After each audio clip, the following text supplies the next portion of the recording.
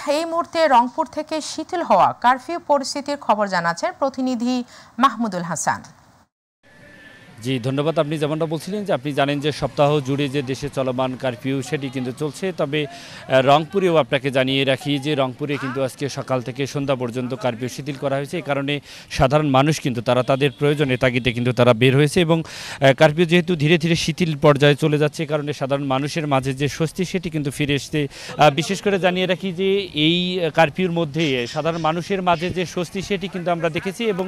সাধারণ মানুষ যেটি বলছেন যে ধীরে ধীরে যেহেতু দেশ স্বাভাবিকের পর্যায়ে চলে এসেছে, কারণে যে কারফিউ সেটি যেন একেবারে শিথিল করা হয়। এবং বিশেষ করে সবচাইতে বেশি আমরা অফিস টাইমে যেহেতু দেখেছি গত দুদিন ধরে যেহেতু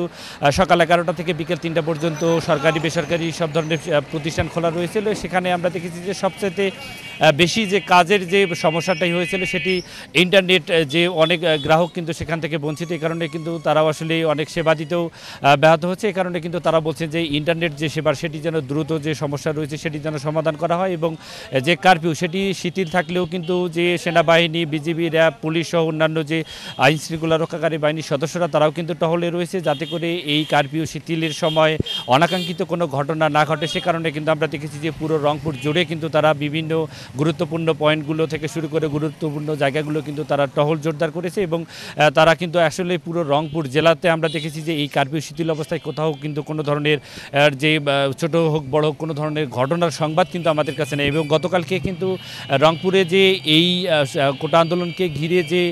অগ্নিসংযোগ থেকে অন্যান্য যে আসলে হামলা হয়েছে বিভিন্ন সরকারি প্রতিষ্ঠান, সেগুলো কিন্তু ঘুরে দেখেছেন এবং নাশকতাকারীদের বিরুদ্ধে ব্যবস্থা নেওয়ার জোরালো কিন্তু যে